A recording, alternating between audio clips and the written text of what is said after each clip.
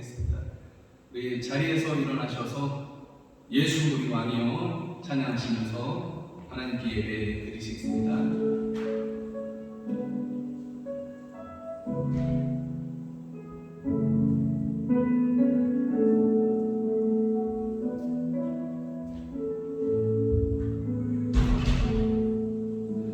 예수 우리 왕이여 이곳에 오소서 보좌로 주여 임하사 찬양을 받아 주소서.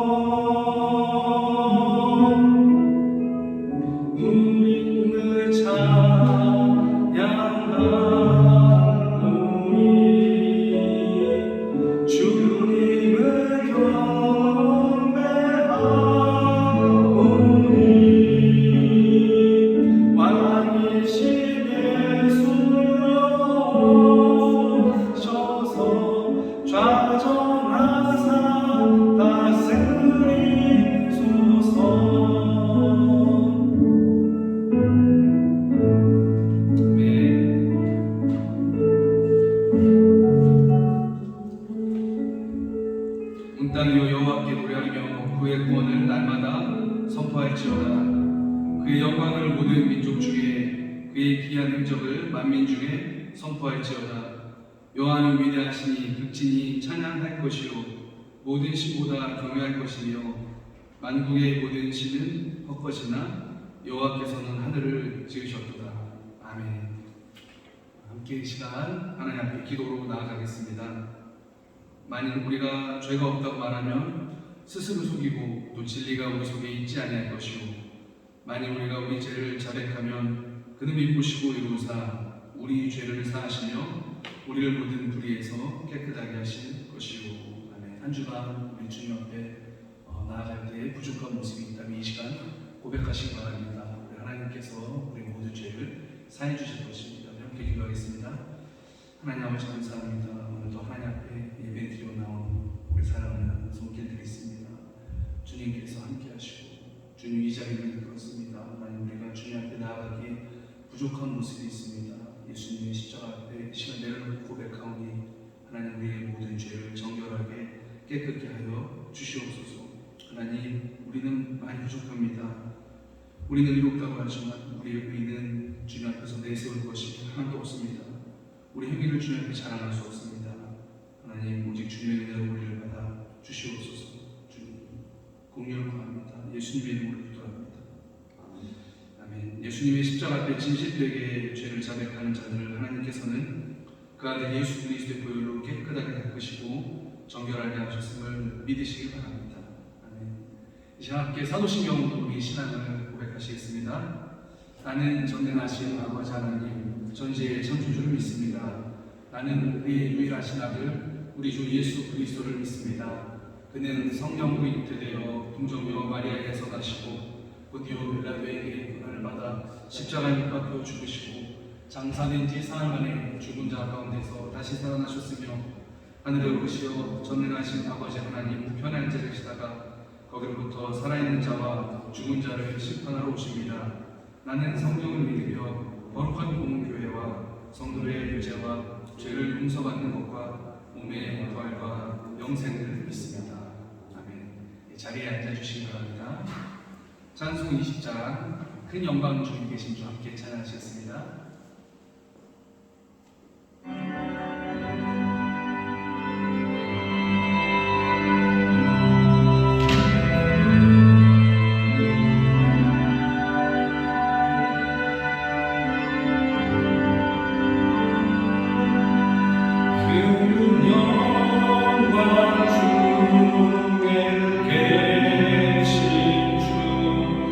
나 찬송하리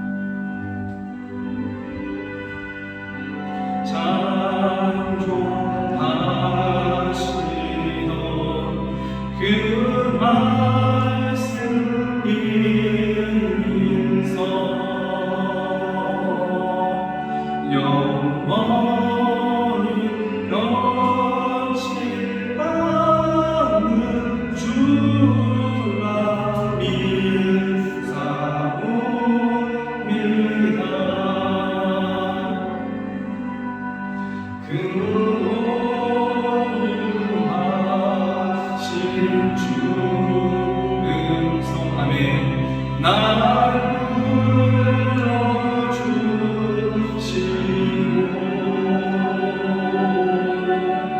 그 품에 품어주시니 나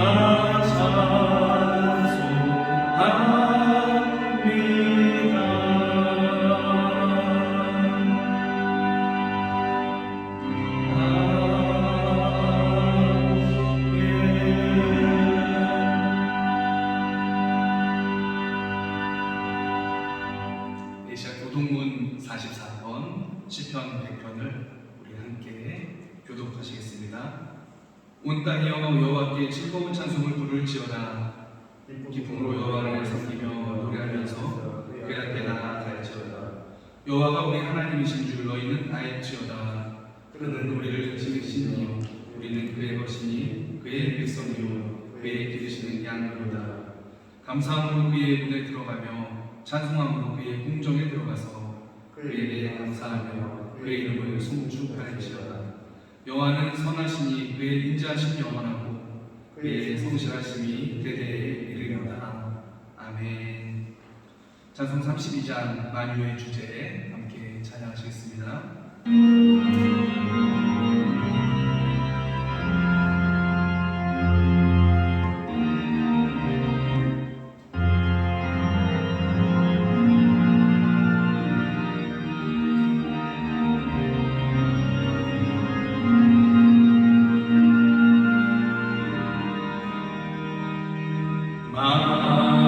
만유의 주제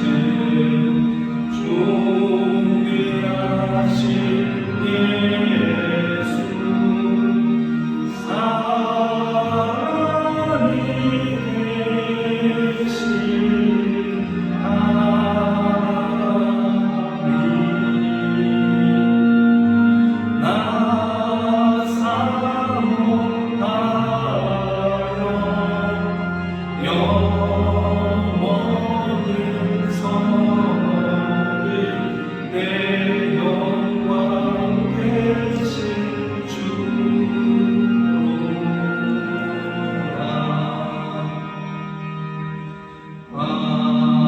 화려한 동산 무성한 정수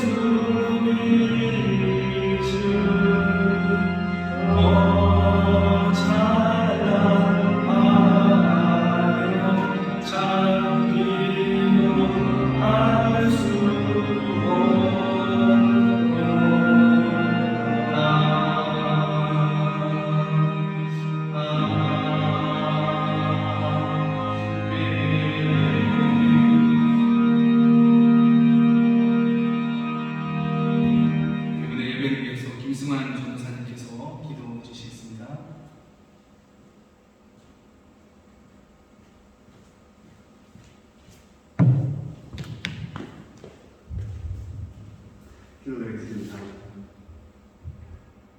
자비와 은혜가 풍성하신 하나님 아버지, 저는 한 주한 저희들 신앙생활과 가진 승리를 맞으신 전에 나와서 예배를 드립니다. 감사드립니다. 저희들의 찬양과 감사와 경배를 기뻐 받아 주시옵소서. 한 주간의 삶을 돌아봅니다. 늘 후회하면서도 늘 같은 죄를 또 많은 죄에 연약하니까 미련함을 용서하여 주시옵소서. 하나님의 크신 자비와 선리로 이 땅에 빌리피드 교회를 세워주시고 지금까지 그려주심을 감사드립니다. 주님께서 세우신 주님의 거룩한 재단으로서 하나님의 주님의 몸으로서 칭찬받을 수 있는 교회가 설 수 있도록 주님께서 인도하여 주시옵소서. 저희 교회를 사랑하사 저희 성도들을 사랑하사 새로운 삶을 보내주심을 감사드립니다. 목사님과 목사님 가정을 통하여 저희 성도들이 믿음 안에서 하나 되게 소원합니다.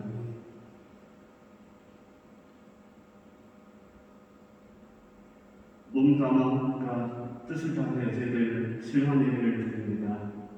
저희들에게 성령께서 함께하사 넘치는 은혜와 축복으로 저희 심령을 채워주시옵소서. 성령 충만함으로 말씀을 전하시는 목사님과 말씀을 듣는 저희들 하나님의 거룩한 하나님 앞으로 나아가길 소원합니다. 오늘 여러 가지 사정을 함께하지 못한 성도들이 있습니다. 주님 그들 축복하여 주시옵소서. 예배의 시종을 주님께 맡겨며 우리를 구원하신 예수 그리스도 이름으로 기도드립니다. 아멘.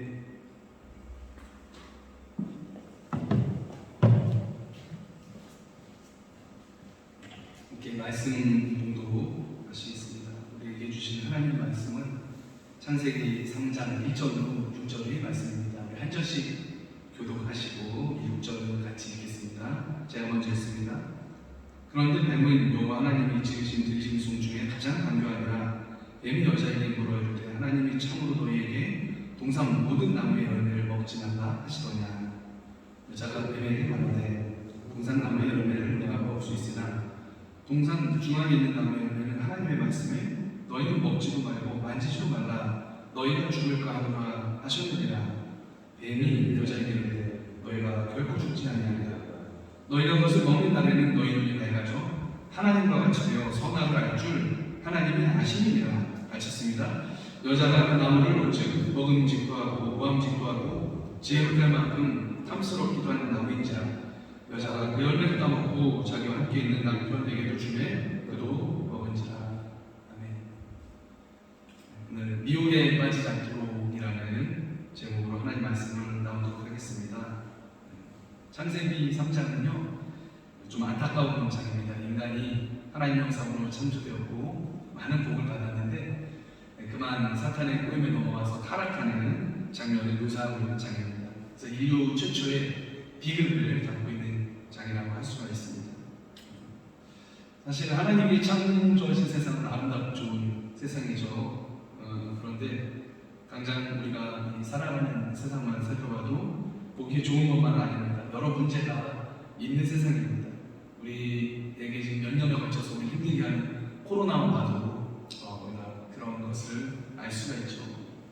또 인간에 대해서 생각해 볼 때도 비슷한 질문이 생길 수가 있습니다. 우리 인간이 하나님 형상으로 창조됐는데 우리는 왜 이렇게 연약한가? 우리 안에 또 왜 이렇게 좋지 못한 모습, 악한 모습이 있는가? 때로는 이렇게 불완전한 존재일 수가 있는가? 이렇게 질문들이 자연스럽게 떠오를 수 있죠. 이런 이게 신학적인 질문입니다. 사실 세상 만사 드는 질문이 따지고 보면 다 신학적인 질문이에요. 그래서 이런 질문이 들 때에 근본적인 이유를 설명해주는 말씀이 바로 오늘 창세기 3장의 말씀입니다. 오늘 말씀에는 뱀이 등장합니다. 뱀 하면 여러분 어떤 이미지가 떠오르세요? 독이 있어서 좀 위험하다는 이미지가 떠오르죠? 또 징그럽다는 이미지가 먼저 떠오르죠. 어떤 분은 한국에 있을 때 뱀으로 술을 담고 먹어서 약을 드신다고 하는데 저는 상상이 안 됩니다. 징그러워요. 오늘 말씀에 등장하는 뱀은요 사탄 마귀입니다. 말씀에 근거가 있죠. 요한계시록 12장 9절에 큰 용이 내쫓기니 옛뱀 곧 마귀라고도 하고 사탄이라고도 하며 온 천하를 꿰는 자라. 천하를 나무를 꿰는 존재다고 마귀라고 그러죠. 이 뱀의 특징에 대해서 천하를 꿰다고 했는데요. 오늘 창세기 3장 하는 말씀도 다르지 않습니다. 그런데 뱀은 여호와 하나님이 지으신 들짐승 중에 뭐라고 써있나요? 가장 간교하냐. 그래서 이 사탄의 특징이 뭐예요? 간교함입니다. 사탄은요 아주 간교해요. 간사하고 교활하다는 거죠. 그래서 교활하게 유혹해서 사람을 멸망에 이르게 하는 존재가 바로 사탄이라는 거죠. 이 적을 알아야 대비를 할 수가 있겠죠. 그래서 오늘 말씀은 어떻게 이 사탄이 사람을 유혹해서 하나님을 반역하게 만들었는가 이걸 좀 살펴보겠습니다. 1절 사탄은요 하나님의 말씀에 대해서 도전합니다. 질문 중에는요 그 삐딱한 질문이 순수한 질문이 있어요. 정말 순수하게 배우고 싶고 알고 싶어서 하는 질문이 있고요. 이의를 제기하고 흠집을 내려는 의도로 질문하는 게 있습니다. PPT 띄워주셔서 너무 감사합니다. 그래서 뭐든지 의도가 중요합니다. 사탄의 질문이요 이미 의도부터가 악합니다. 여기 1절에 나오죠. 뱀이 여자에게 물어보는데 하나님이 참으로 너희에게 동산 모든 나무의 열매를 먹지 말라 하시거냐 이렇게 물어보잖아요. 뱀의 여러분 이 질문을 잘 보세요. 하나님의 선하심을 왜곡합니다. 하나님은 선하시고 자비하시고 관대하신데 분명 모든 동산에 있는 나무 열매를 먹을 걸 주셨어요. 너무나 또 관대한 하나님이죠. 딱 한 가지만큼 하셨습니다. 선악을 알게 하는 이 나무 열매만 먹지 말아라. 모든 걸 다 해도 된다. 딱 한 가지만 하지 말라고 하셨어요. 얼마나 하나님이 관대하십니까? 그런 생각을 해봤어요. 만약에 하나님이 사람을 지으시고 사람에게 어떤 것도 금지하지 않으셨다면 하나님이 어떻게 하나님이실 수가 있는가? 사람은 또 어떻게 사람일 수가 있는가? 그러면 사람이 하나님이죠. 모든 걸 네 맘대로 다 해도 된다 이러면은 하나님이 하나님 되실 수가 없는 거예요. 그래서 하나님은요 딱 한 가지만 요구하시는 겁니다. 내가 사랑하고 내 형상으로 만든 인간 아담아 하와야 너한테 다 해주고 싶다. 너는 다 해도 된다. 하지만 너는 창조주가 아니기 때문에 그것만 기억하면 된다. 그거 외에는 내가 너에게 다 허락할 것이다. 그래서 이 하나님께서는 그 브레이크 표시로 세워놓은 표시판과 같은 게 딱 한 가지가 뭐예요? 바로 선악과 금지였다는 거죠. 그런데 사탄은요 마치 하나님께서 모든 나무를 금하신 것 마냥 질문을 던진 겁니다. 하나님이 진짜 너한테 동산 모든 나무 열매를 먹지 말라고 하셨어? 하나님이 어떻게 너한테 그러실 수가 있지? 어떻게 이렇게 야박하실 수가 있지? 이렇게 왜곡하는 거죠. 그래서 사탄의 방식은요 언제나 하나님의 선하심과 인자하심에 의심을 품게 만드는 겁니다. 그래서 그런 질문들을 우리 신앙에 던져놓는다는 거예요. 하나님이 너를 사랑하신다면서 어떻게 너한테 그런 시련을 주실 수가 있지? 어떻게 너의 자녀에게 그것밖에 안 되게 해주시고 하나님 정말 째짜하다 하나님께 서운한 마음 품게 만드는 질문들이에요. 여기서부터 공격이 시작됩니다. 하만은 어떻게 대처합니까? 이렇게 말하죠. 2절 3절 동산 나무의 열매를 우리가 먹을 수 있으나 동산 중앙에 있는 나무 열매는 하나님 말씀에 너희는 먹지도 말고 만지지도 말라 너희는 죽을까 하노라. 이 하와의 대답에 벌써 말씀에 대한 뭐가 드러나요? 왜곡이 드러납니다. 하나님께서요 만지지 말라는 얘기를 안 하셨어요. 만지지도 말라 이건 하와가 뭐예요? 지어낸 얘기죠. 또 어디가 잘못되었나요? 창세기 2장 16절 17절 보면 하나님이 이렇게 말씀하셔요. 17절에 보면 선악을 알게 하는 나무 열매를 먹지 말라. 네가 먹는다는 반드시 죽으리라. 하나님은 반드시 죽으리라 했는데 하와는 어떻게 얘기했습니까? 여러분 차이점을 발견하셨어요? 하와는 뭐예요? 너희가 죽을까 하노라. 죽을까 하노라는 뭐예요? 죽을 수도 있고 죽지 않을 수도 있다는 거예요. 그런데 혹시 죽을지 모를까봐 금하신다 그 얘기거든요. 하지만 하나님은요 너희가 분명히 죽는다 여지를 남기지 않은 거예요. 벌써 뭐예요? 말씀의 왜곡이 나타났다는 거죠. 하와가 왜 말씀을 왜곡했을까요? 말씀을 몰랐을까요? 아니죠. 그럼 기억력이 부족했을까요? 아니죠. 이건 뭐예요? 의도된 왜곡입니다. 하나님께서 이 금지하신 명령의 그 강함을 약화시키고 싶은 거예요. 하나님께서 금지하신 그 명령의 강도를 약화시키고 싶은 겁니다. 하나님께서 절대 하지 말라고 하신 것을 한번 해봐도 될 만한 것으로 왜곡시키고 싶었던 거죠. 성도 여러분, 말씀이 왜곡되면 사탄이 그 왜곡을 틈타고 들어와서 인간을 공격합니다. 그래서 하나님 말씀은 왜곡되면 안 됩니다. 거룩한 것이 변질되면 그것보다 위험한 게 없어요. 타락하면 다 안 좋죠. 사회도 타락하면 안 좋고 공부하는 것도 타락하면 안 좋고 그런데요. 종교가 타락하면요 가장 악합니다. 이단 사이비 교주는요 사람의 영혼을 망가뜨리는 거예요. 그래서 말씀이 이렇게 왜곡된 자리에 사탄이 또 공격을 가하는 거예요. 어떻게 공격합니까? 4절 5절이죠. 뱀이 여자에게 이르되 너희가 결코 죽지 아니하리라. 너희가 그것을 먹는 날은 너희 눈이 밝아져 하나님과 같이 되어 선악을 알 줄 하나님이 아시느니라. 이 사탄은요 무릎을 다쳤을 거예요. 아 됐다 넘어왔다. 이제 노골적으로 하나님 말씀을 정면으로 반박하는 거죠. 너희가 결코 죽지 않아. 너희가 그걸 먹는 날에는 너희 눈이 밝아져서 하나님처럼 되는 거야. 그래서 하나님이 먹지 못하게 하는 거야. 이 사단의 말을 보면 참 재미있는 게 하나님 말과 정반대입니다.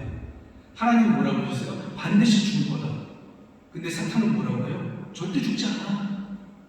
그러니까 사탄은요 하나님을 대적하는 거예요. 특별히 하나님 말씀은 뭐예요? 정면으로 대적하는 게 바로 사탄입니다. 그래서 인간도 하나님을 대적하게 만드는 그런 존재가 사탄이라는 거예요. 성경은 이렇게 말씀하세요. 하나님이 여러분을 사랑합니다. 우리 밀레베트 교회 성도 여러분, 하나님 여러분 사랑하십니다. 아멘이죠? 근데 사탄은 말하는 거예요. 아니야. 하나님은 사랑하지 않고 하나님이 너 같은 존재 있는지 몰라. 이게 사탄의 속삭임이죠. 성경은 말하죠. 하나님 말씀 안에 생명이 있습니다. 이렇게 말씀하시죠. 사탄은 뭐라고 해요? 아니야. 네 멋대로 하는 게 좋은 인생이야. 네 인생이잖아. 이게 사탄의 모습이죠. 하나님 뭐라고 하세요? 이웃을 네 몸과 같이 사랑하라고 말씀하시죠. 사탄은 말합니다. 아니야. 이웃 생각하다가 네가 죽어. 밟고 올라서야지. 일단 네가 살아야지. 그러니까 사탄은 뭐예요? 말씀을 왜곡해요. 그것도 정면으로 반박합니다. 그리고 사람이 말씀을 왜곡하기를 기다렸다가 의심하기를 기다렸다가 때가 되면 정면으로 하나님 말씀을 대적하게 만드는 게 바로 사탄이 하는 일이라는 거죠. 이 말을 듣는 하와는 또 안타깝지만 어떻게 행동합니까? 6절 여자가 그 나무를 먹음직도 하고 보암직도 하고 지혜를 닮아가는 탐스럽기도 한지라 여자가 그 열매를 먹고 자기와 함께 있는 남편에게 주면 그도 먹은지라. 안타깝죠. 그래서 눈이 밝아져서 벗은 줄 알고 무화과 나무 잎을 엮어서 치마로 삼아서 하나님을 피해서 숨습니다. 이 자기를 창조하신 하나님의 말씀보다 누구 말을 더 신뢰할까요? 사탄의 말을 더 신뢰하고 그걸 귀담아듣고 그렇게 행동을 한 거죠. 사람은 자기가 듣고 싶어하는 답을 객관적인 정답이라고 스스로 쇠뇌하는 기능이 있어요. 이걸 뭐라고 하냐면 확증 편향이라고 합니다. 확증 편향. 그러니까 자기가 그냥 내려주는 결론을 미리 마음에 정해놓고 객관적으로 그것이 옳은 양 확증을 한다는 거죠. 그게 확증 편향이에요. 사실은 객관적이지 않은데 정말 주관적인데 자기가 그냥 보고 싶은 걸 보는 겁니다. 하와도 마찬가지예요. 하나님의 말씀보다 이 사탄의 말을 더 믿는 경우가 바로 이 확증 편향입니다. 이 하와는 선악과 먹고 싶은 마음에 사로잡힌 거예요. 그래서 사탄이 너 선악과 먹어도 안 죽어 이 말을 듣자마자 안 죽는 게 진실이구나 이렇게 마음속으로 판단을 내린 거예요. 먹으면 죽는 걸 알고 어떻게 먹습니까? 하와가 이 사탄의 말을 듣고 나서 그 선악과를 어떻게 봅니까? 눈이 이미 선악과에 대한 충동으로 눈이 머는 거죠. 뭔가에 사로잡혀서 이성적인 기능을 마비되면 우리가 눈이 멀었다고 그러잖아요. 하와가 그렇게 된 거예요. 그래갖고 고함직도 하고 지혜롭다 만큼 탐스럽기도 하구나 이렇게 느끼게 되는 거예요. 여러분 이거 독이거든요. 독을 보고 여러분 이걸 탐스럽게 여기고 보기도 좋게 여긴다면 그거는 뭔가 사람이 사로잡힌 거죠. 이성적인 기능을 하지 못하는 거죠. 저는 오늘 말씀 묵상하다가 기에서 멈춘 곳이 또 있었는데 몇 부분 있었는데 6절의 후반부도 아주 기이했습니다. 여자가 그 열매를 먹고 따먹고 자기와 함께 있는 남편에게도 주네 그도 먹은지. 야 하와는 하와인데요. 아담은 도대체 뭘 했을까? 아담은 도대체 뭘 한 걸까요? 아담은 방관자죠. 동조자예요. 그러니까 인류 최초의 이 반역이 일어나고 있는데 아담은 그냥 방조한 겁니다. 자기 자신도 동조하는 거죠. 일이 잘못되고 있는데 침묵하는 건 뭐예요? 그 일에 동조하는 거잖아요. 그래서 아담은 비겁했어요. 아담도 악했습니다. 바로 여기까지가 이 간교한 사탄이 사람을 죄짓게 만드는 그러한 전형적인 모습이에요. 유혹이죠. 근데 첫 번째 뭐예요? 하나님을 의심하고 가는 거예요. 하나님의 선하심, 하나님의 사랑하심, 이거 공격하는 거예요. 하나님에 대한 우리의 믿음과 신뢰를 공격하는 겁니다. 그게 첫 번째 질문이었잖아요. 정말 하나님이 너희들 동산에 있는 모든 나무 열매를 먹지 말라고 하더라고요. 정말 간교하죠. 우리의 삶에 이런 질문들이 찾아올 수 있다는 거죠. 정말 하나님이 이거밖에 안 주셨어? 어떻게 너한테 그럴 수 있지? 이런 마음속의 음성이 찾아오면 이게 사탄의 음성인 줄 아시고 여러분 부시져서 물리치시기 바랍니다. 그래서 우리 여러분, 우리 마음과 생각이 전쟁터예요. 영적인 전쟁이 일어나는 전쟁터입니다. 그래서 우리 마음과 생각을 잘 지켜야 돼요. 어떤 경우를 해도 하나님의 그 성품을 신뢰해야 됩니다. 하나님의 선하심, 하나님의 공의로우심, 하나님의 사랑하심을 여러분 붙잡으시길 바랍니다. 그래서 따라할 수 있는 분 따라해보세요. 하나님은 나보다 나를 더 사랑하십니다. 나보다 나를 더 사랑하십니다. 네, 하나님은요, 내가 나를 위하는 것보다 나를 더 위하시는 분이에요. 그리고 하나님은요, 나한테 뭐가 좋은지를요, 나보다 더 잘 아시는 분입니다. 그래서 여러분 이런 믿음을 붙잡고 한 주를 승리하시길 바랍니다. 그래서 하나님의 선하심을 의심하게 하는 그런 마음과 운명이 찾아올 때 주님 앞에 온전히 서 있기를 축복드리겠습니다. 그리고 두 번째 이제 사단이 아까 살펴봤던 게 말씀을 공격하죠. 말씀을 왜곡하도록 유혹을 하는 거죠. 그래서 우리가요, 하나님 말씀을 온전히 받아야 됩니다. 의도의 순수성을 가지고 말씀 앞에 나아가야 됩니다. 그래서 말씀을 볼 때는 의도가 중요해요. 그래서 하나님을 의심하기 위한 의도로 말씀을 본다면요, 결국 말씀을 대적하게 되는 겁니다. 벌써 출발부터가 순종하기 위한 의도가 아니기 때문에 그렇죠.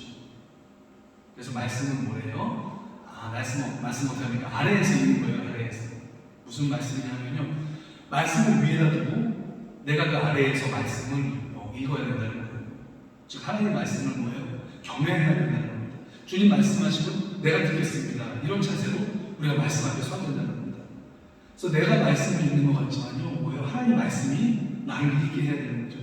내가 말씀을 해석하는 것 같지만 말씀이 내 삶을 해석하도록 우리가 해야 된다는 거죠. 그래서 말씀이 내 삶을 진단하시고 말씀을 통해서 내 삶을 수정하는 겁니다. 그래서 내 생각과 이성으로 말씀을 수정하는 게 아니고 살아계신 하나님 말씀이 나를 수정하시도록 나를 말씀 앞에 내려놓는 거예요. 그게 우리가 말씀을 대하는 바른 자세입니다.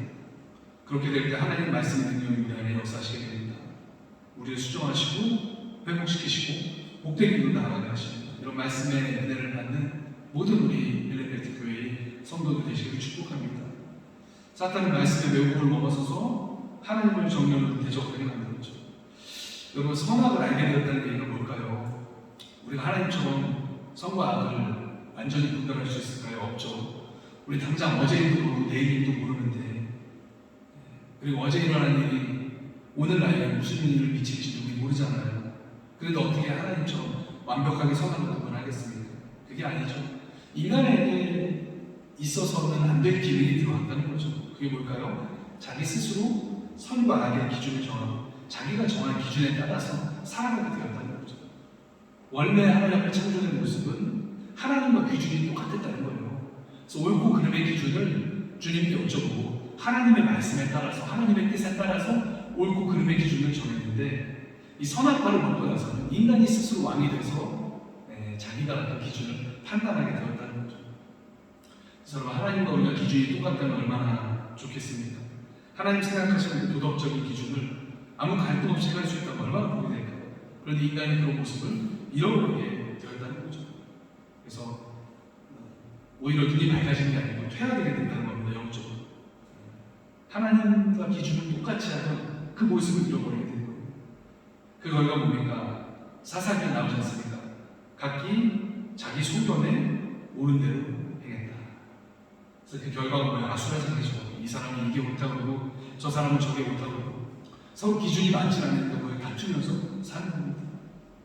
그래서 우리는요, 모두가 자기에게 유리하게 생각하는 그러한 본능이 도사리고 있다는 거죠. 그래서 우리 인간은 선악과를 먹은 인간은 객관적일 수가 없다는 거예요. 나에게 유리하도록 주관적이라는 거예요. 그러니까 맨날 싸우는 거예요. 그래서 전쟁이 일어나는 거죠. 갈등이 일어나는 거죠. 이게 바로 인간이 가진 뭐예요? 죄성입니다. 그래서 선악과의 결과로 죄가 세상에 들어오게 되고 그 죄의 결과로 하나님의 뜻을 알 수 없게 영적인 눈이 감긴 것이죠. 그래서 하나님의 뜻을 지킬 수도 없게 된 것이죠. 죄의 싹은 뭡니까? 사망이라고 얘기하고 있습니다. 이 죄를 통해서 사망이 이 세상에 오게 됩니다. 그래서 하나님과의 관계가 단절되고 서로의 관계도 좋지 않게 되죠. 선악과 먹은 후에 아담이 뭐라고 합니까? 하나님이 나한테 지어준 저 여자 때문에 내가 죄를 졌습니다. 얼마 전까지만 해도 내 살 중에 살이요 뼈 중에 뼈라고 사랑을 고백하고 하와에게 책임을 전가하게 되죠. 그러니까 관계가 단절되게 되는 거예요. 사람과의 관계, 하나님과의 관계. 또 육체적으로는 어떻게 됩니까? 늙고 병들어서 죽음을 맞이하게 되는 거죠. 그리고 죄의 형벌로서 죽은 후에는 뭐예요? 지옥이 있다고 말하지 않습니다. 그래서 이런 운명, 도대체 이런 아무런 운명, 우리가 어떻게 할 수 있습니까? 이 사냥꾼의 올무에 걸린 새같이 그물에 걸리면 자기 혼자 있는 벗어날 수가 없습니다. 안에서는 못해요. 혼자서는 못합니다. 우리 힘으로 벗어날 수가 없는 거예요, 이 운명을. 누군가 외부에서 그 그물을 끊고 구해줘야 살 수가 있는 거죠. 여러분, 하나님께 감사하고 하나님의 이름을 찬양하시기 바랍니다. 이런 우리를 구원하신 분이 바로 누구예요? 예수님이에요. 그게 바로 복음이잖아요. 요한일서 3장 8절입니다. 죄를 짓는 자는 마귀에게 속하나니 마귀는 처음부터 범죄하니라. 하나님의 아들이 나타나신 것은 마귀의 일을 멸하려 하십니다. 그래서 예수님이 이루신 일이 뭘까요? 이 첫 그 사단 마귀가 아담을 통해서 행한 일을 보여 예수님은 뒤집으신 거예요. 이 사탄의 일을 멸하신 거예요. 십자가에서 우리 죄를 병당하고 죽으셔서 우리 죄값을 보여 대신 지불하신 거죠. 이것이 바로 복음의 메시지입니다. 예수님 밖에는 그 일을 할 수 있는 분이 없는 거예요. 왜요? 죄가 없는 존재만이 인간의 저지른 죄의 값을 대신 지불할 수 있기 때문에 그래요. 어떤 사람이 죽는다고 치면요, 그 사람은 다 자기 죄 때문에 죽는 거거든요. 그런데 죄 없는 존재가 죽으면요, 그거는 대신 지불하는 그 형벌을 본인 몸에 짊어질 수가 있는 거예요. 죄 없는 분이 누구입니까? 예수님 한 분뿐이죠. 그래서 예수님에게서 대속의 은혜가 가능한 것입니다. 또한 하나님 아버지께서는요, 예수님께서 이루신 일을 통해서 하나님과의 관계를 다시 회복시켜 주십니다. 그래서 아버지 하나님이라고 부를 수 있는 자격을 우리에게 허락해 주시는 거죠. 또 우리를 죄 없다 이렇게 불러주시죠. 사실 죄가 있잖아요. 근데 예수님의 그 보혈의 공로로 죄 없다고 불러주시는 거예요. 이게 뭐예요? 칭의, 의롭다고 불러주다, 의롭다고 칭하다. 이게 바로 칭의의 은혜입니다. 그리고 자녀 삼아 주십니다. 이게 양자님의 은혜예요. 그리고 우리의 지위를 회복시켜 주십니다. 그래서 요한복음 12절을 보면요, 구원받은 하나님 자녀들은 하나님과 함께 천국에서 왕노릇한다 이렇게 되어 있습니다. 그러니까 맨 처음에 우리 인간을 지으시고 창조 세계를 다스릴 권한을 주셨잖아요. 그걸 다시 하나님께서 회복시켜 주신다는 거예요. 성령께서 하시는 일은 뭡니까? 이러한 은혜를요, 우리가 유지할 수 있도록, 지킬 수 있도록 우리를 도와주시는 역할을 하시는 거죠. 하나님의 자녀들은 거룩한 모습으로 구별되게 살도록 우리를 보여주십니다. 또 우리가 나 자신만을 위해 사는 것이 아니고 하나님의 협력하도록 우리를 깨우쳐 주시고 감동을 주시고 도와주십니다. 자녀들한테 살도록 해주신다는 거죠. 사탄은요, 물러나지 않아요. 지금도 동일하게 계속 우리를 유혹합니다. 하지만 성령께서는 하나님의 놀라운 역사로 우리를 건지시고 치유하시고 회복시키십니다. 그래서 아까 제가 세 가지 말씀드렸죠. 사탄이 하는 악한 일. 근데 그걸 반대로 하시는 분이 뭐예요? 그게 성령님의 역사입니다. 그래서 성령님은 뭐예요? 하나님을 신뢰하게 만드는 영이에요. 하나님에 대한 믿음을 붙들고 있게 만드시는 거예요. 그래서 성령께서는 하나님을 신뢰하게 하시죠. 여러 가지 상황 가운데 우리 마음을, 우리 생각을 붙들어 주시는 거예요. 그래서 아무것도 염려하지 말고 다만 모든 일을 기도와 간구로 너희 구할 것에 감사함으로 하나님께 아뢰라. 그리하면 모든 지간에 드러난 하나님의 평강이 그리스도 예수 안에서 너희의 마음과 생각을 지키시리라. 아멘. 할렐루야. 여러분 기도하실 때 하나님의 성령께서 여러분의 마음과 생각을 지키실 줄 여러분 믿으시길 바랍니다. 그래서 여러분 어려울 때 기도하세요. 염려될 때 기도하세요. 간구하세요. 구하실 것이 있을 때 감사함으로 하나님께 아뢰시기 바랍니다. 그럼 하나님께서 우리 마음과 생각을 지키십니다. 우리가 너무 어려우면 사실 유혹이 찾아오거든요. 너무 염려되면 또 뭔가를 너무 갖고 싶은 마음이 있으면 그때 사탄이 찾아와서 우리를 유혹하거든요. 이럴 때 우리가 우리 마음과 생각을 지켜야 됩니다. 여러분 기도하고 간구하고 늘 여러분의 생각을 지키시기를 바랍니다. 두 번째, 성령께서도 우리 마음에 말씀을 비춰주세요. 미처 깨닫지 못했던 것들이 이해되게 하시고, 여기 굉장히 지금 조명이 밝은데 이 밝은 조명처럼 우리 마음에 이렇게 빛을 켜주셔서 말씀을 보게 해주십니다. 요한복음 14장 26절입니다. 보혜사로 아버지께서 내 이름으로 보내신 성령, 그가 너희에게 모든 것을 가르치고 내가 너희에게 말한 모든 것을 생각나게 하리라. 그러니까 성령께서 말씀을 생각나게 해주신다는 거죠. 그래서 여러분 말씀을 잘 모르셔도 또 아시는 분도 있죠. 물론 잘 아시는 분도 계시지만 일단 읽으십시오. 읽으실 때 여러분 기도하고 읽으시면 됩니다. 순수한 마음으로 기도하고 하나님의 도우심을 구하고 성경을 읽으면요, 성령께서 우리에게 깨닫게 해주신다는 거죠. 그래서 말씀이 또 우리 안에서 생각나게 하고 말씀을 올바르게 적용할 수 있도록 역사해 주신다는, 이게 바로 성령님의 역사입니다. 말씀은요, 물론 사람의 손으로 썼지만 하나님의 영, 성령에 의해서 감동돼서 집필이 됐기 때문에 성령의 원천자가 누구예요? 성령이세요. 그래서 성경을 바르게 풀어주신 것도 뭐예요? 성령님의 역사입니다. 그래서 여러분 학문적인 책을 보는 것도 중요하고 또 여러 신앙 선배들의 어떤 그런 책을 보는 것도 중요하지만 무엇보다 기도하고 말씀을 대하시기를 바라겠습니다. 그리고 마지막입니다. 성령께서는 복음으로 인간을 회복시키세요. 복음을 전하는 능력을 주십니다. 사탄은 우리 생명을 빼앗았지만 성령께서는 이 빼앗은 생명을 다시 회복시켜 구원하십니다. 그래서 복음을 통해 예수님을 영접하고 회개하게 만드셔서 거듭나게 하시고 자녀가 되게 하시는 거죠. 말씀 듣고 깨닫고 순종하도록 마음을 성령의 불로 녹이시는 거예요. 점점 하나님과 가까워지고 그 결과 하나님의 영광된 일에 동참하게 만드시는 게 뭐예요? 성령님의 역사입니다. 여러분 성령님의 역사가 뭔지 아세요? 복음 전하는 겁니다. 사도행전을 쭉 보고 제가 성령님과 관련된 저를 다 찾아봤더니요, 성령님의 역사는 뭐 앞날을 알아맞추거나 뭐 이런 게 아니고 복음을 전하고 사람을 회복시키고 교회를 세워 나가시는 역사가 성령님의 역사입니다. 그래서 이 사도행전을 보면요, 복음을 전하고 교회를 세우는 일을 성령님께서 일하셨어요. 사탄이 망쳐본 것을 복음과 교회를 통해서 회복시키는 게 뭐예요? 그게 성령님의 역사라는 겁니다. 지금도 성령께서 일하고 계십니다. 사도행전 13장 1절에 그 말씀이 있어요. 주를 성령 공식할 때 성령이 이르시되 내가 불러시키는 일을 위하여 바나바와 사울을 따로 세우라. 바나바와 사울이 이 선교사로 파송된 거거든요. 따로. 그러니까 가서 복음 전하고 교회를 세우는 일을 위해서, 그걸 보고 하나님 뭐라고 하세요? 내가 시키는 일이라고 하세요. 그러니까 성령이 하시는 주된 일이고요. 복음을 전하는 일이죠. 교회를 세우는 일이죠. 여러분 복음을 전하고 예수님의 이름으로 모이는 교회를 세우는 일이 성령께서 하시는 일입니다. 여러분 오늘 이 시간 이곳에 나와서 예배 드리시는 일이 누구의 일이에요? 성령님이 여러분 안에서 이루신 일인 줄 믿으시길 바랍니다. 여러분 교회 나오시는 일이 그래서 성령께서 축복하시는 일이에요.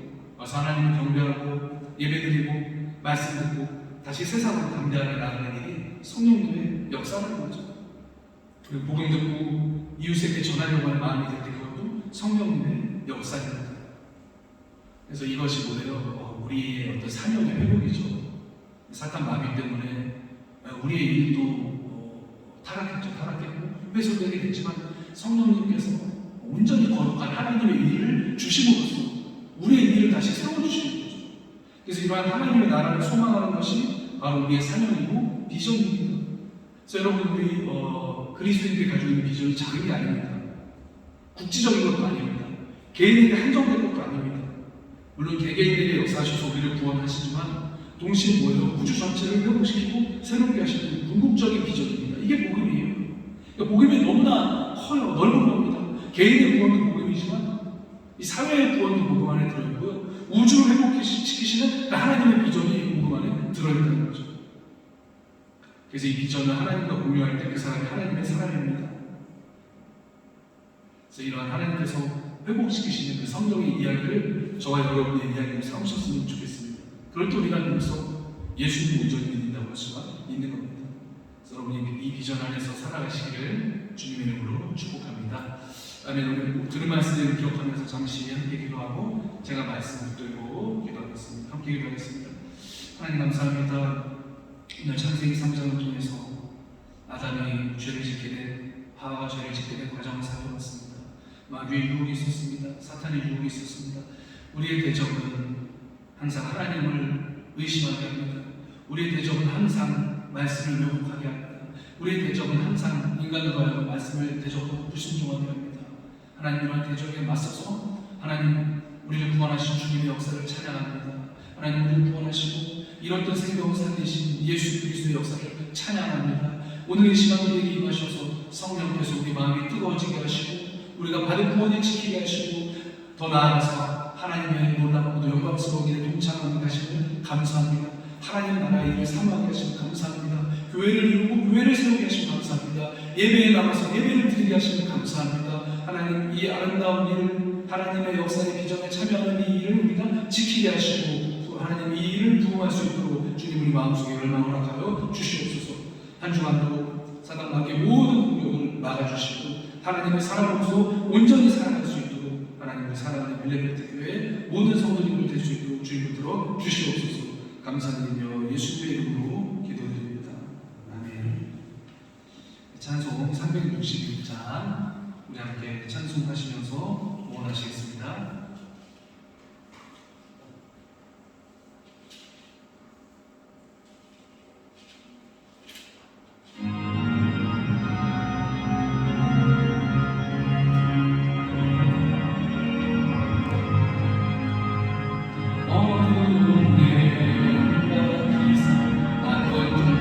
에바를 끄는 게 낫겠어요. 박자가 맞지 않습니다. 다시 찬양할게요.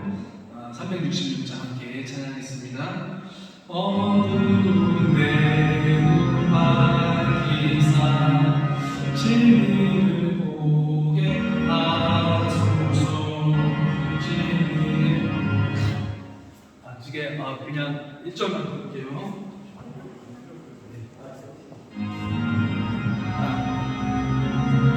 음향이 꺼지지 않습니다. 그냥 하겠습니다. 그냥 할게요. 그냥 하겠습니다. 네. 어두운 내 눈 밝히사 진리를 보게 제가 불러드릴게요. 진리의 열쇠 진리의 열쇠 내게 주사 장빛을 찾게 하소서. 기쁘신 뜻을 알고자 엎드려 기도하기도니 내 눈을 뜨게 하소서. 성령이여. 네, 감사합니다. 교회 소식 전해드리겠습니다. 2022년 올해의 교회 비전은 하나님 앞에 힘써 모이는 교회입니다. 또 여러 가지 상황 가운데 처한 성도님들을 또 못 나오신 분들이 있지만 우리 모이게 힘써 주시는 모든 성도님들 되셨으면 좋겠습니다. 오늘 주연절은 두 번째 주일입니다. 하나님께서 2022년 우리 가운데 함께 하시며 새로운 역사를 시작하시기를 소망합니다. 우리 빌레베트 교회는요 매주일 현장 예배로 드리겠습니다. 지난주에 결혼한 세 가정이 있습니다. 우리 김현진, 김선영 가정입니다. 우리 현진 성도님 나오셨습니다. 축복합니다. 박수 한번 하시겠습니다. 우리 노은지 우리 성도님 반갑습니다. 우리 오랜만에 나오셨습니다. 저기 안에 계신데 우리 아이들부터 반갑습니다. 우리 박수 하시겠습니다. 다음 주쯤에 우리 재직들 예배 후에 모여서 신년 목회 계획을 한번 나눌까 합니다. 그래서 2월 달부터 하면 그 계획대로 이렇게 행할 수 있도록 되었으면 좋겠습니다. 오늘 예배 후에 여기서 잠깐 모이셔서 기도 제목 저한테 말씀해 주시면 제가 한 주 동안 열심히 붙들고 함께 기도하겠습니다. 그래서 지난주 보니까 일어서서 계속 불지 않는데 다리도 아프고 좀 아쉽고 하니까 여기 잠깐이라도 앉으셔서 그렇게 했으면 좋겠습니다. 네, 감사합니다. 네, 함께 일어나셔서 결단의 찬양 하시겠습니다. 하나님 아버지의 마음 후렴입니다.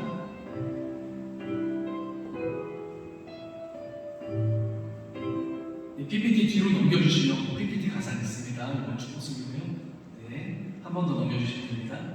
네, 결단의 찬양입니다. 감사합니다. 반주는 그대로 주시면 좋겠습니다.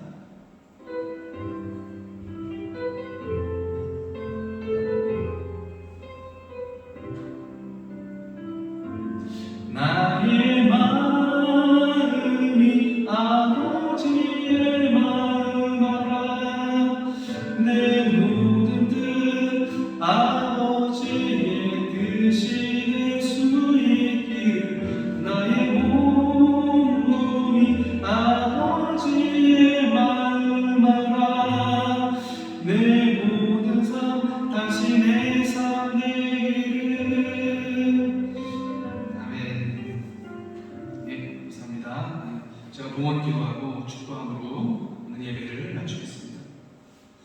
하나님 감사합니다. 우리 사랑하는 성도님들, 주님께서 모든 것이라는 그 믿음의 고백을 담아서 주님 앞에 정성껏 봉헌 드렸습니다. 하나님 예물 가운데 그들의 믿음이 담겨 있습니다. 하나님 예물 받아주시고 예물이 쓰이는 곳마다 하나님의 역사가 일어날 수 있도록 주님께서 붙들어 주시옵소서. 하나님 또 예물 드리고 싶은데 그러지 못하는 상황과 사정 가운데 있는 성도님들의 마음 주님 아십니다. 그들 위로하시고 주님 앞에 드려도 남을 것이 풍성함으로 채워주시옵소서. 하나님 들이손길들 주님께서 함께 하셔서 누구 흔들어 더 이상 채울 곳이 없도록 쌓아주시는 하나님의 놀라운 은혜를 체험할 수 있도록 주님 붙들어 주시옵소서. 지금은 우리 주 예수 그리스도의 은혜와 하나님 아버지의 극진하신 사랑하심과 성령님의 감화 감동 교통하심 함께 예배드리며 성령의 능력을 통해서 모든 유혹과 사망의 권세를 이기고 하나님의 일에 동참할 것을 가져가는 사랑하는 모든 필레벨트 교회 가족들에게 지금부터 영원까지 함께 하시기를 간절히 축원하옵나이다. 아멘.